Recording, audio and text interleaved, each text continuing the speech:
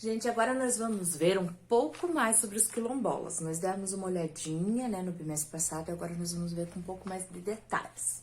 Vocês lembram que os quilombolas são os descendentes de escravos fugidos ou recém-libertos, né? Lembra, então, eles fugiam, iam para um lugar distante lá da fazenda onde eles fugiam e montavam ali uma vila, né? E depois os que foram sendo soltos também, depois que teve a abolição da escravatura, que deixou de ter escravo, mas eles não tinham trabalho, não tinham renda, então eles também se juntavam a esses, porque ali eles desenvolviam a cultura deles, né? A religião deles, as coisas que vieram lá da África junto com eles, que eles lembravam, que eles guardavam e iam ensinando para os filhos também.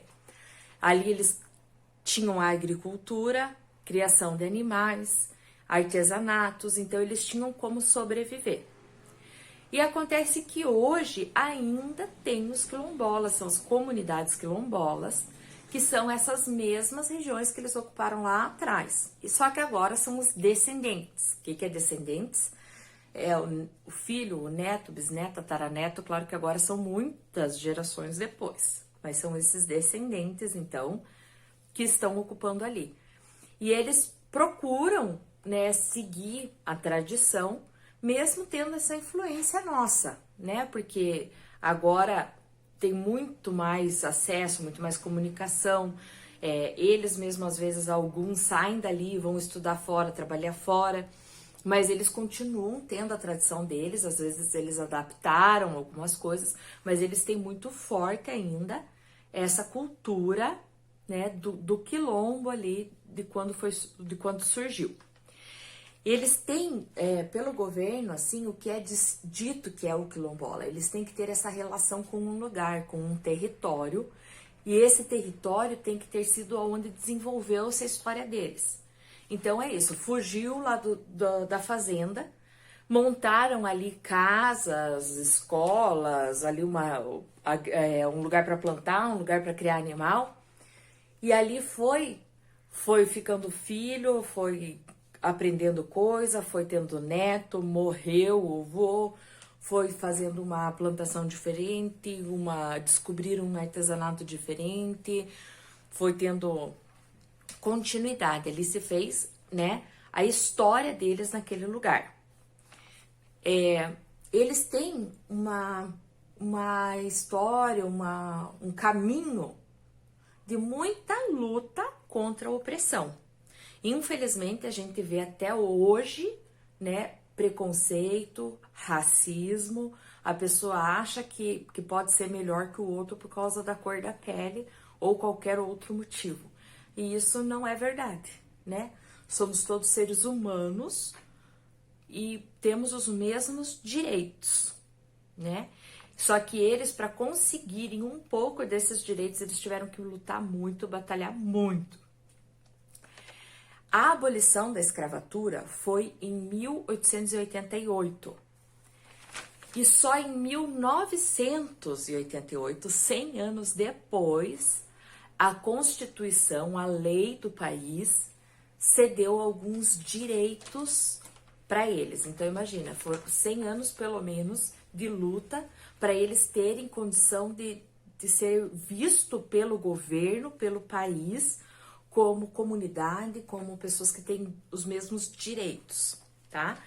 Ainda é muito difícil o governo, assim, reconhecer como quilombola, porque eles têm que ter toda uma especificação ali, tem que provar que o território é deles há, né, centenas de anos, eles têm que provar que eles têm toda a cultura, então acaba tendo muito mais quilombos do que o governo reconhece que são quilombos. Esses que o governo reconhece, eles têm direitos e acessos a programas do governo. Então, eles recebem agora, por exemplo, em alta, que vocês devem ter visto, esse auxílio emergencial de R$600. Os quilombolas registrados dentro ali do direito de receber, recebem. Agora, os que não têm as especificações, não são considerados das comunidades, eles não vão conseguir receber, mesmo que precise, tá? No livro de vocês tem esse mapa aqui mostrando isso com relação ao governo e aos quilombos, ó. Em amarelo são as terras tituladas, quer dizer que o governo reconheceu. E em vermelho eles estão em processo, o governo ainda não reconheceu, ainda tá vendo se são mesmo. Mas existem, então, quilombos em todas esses pontinhos. Só que, olha, tem mais vermelho que amarelo, né? Então, tem muitos que ainda não foram reconhecidos. Vocês lembram que a gente viu aqui, tem algumas fotos no livro e eu tô colocando para vocês, a diferença deles. Então, eles vivem muito da agricultura, de criação de animais, eles fazem muito artesanato, eles têm a religião deles, normalmente é candomblé, e eles têm brincadeiras de crianças bem diferenciadas das nossas, porque eles têm acesso muito mais às coisas da natureza e têm dificuldade de ter acesso a lojas, a dinheiro para comprar brinquedo em loja.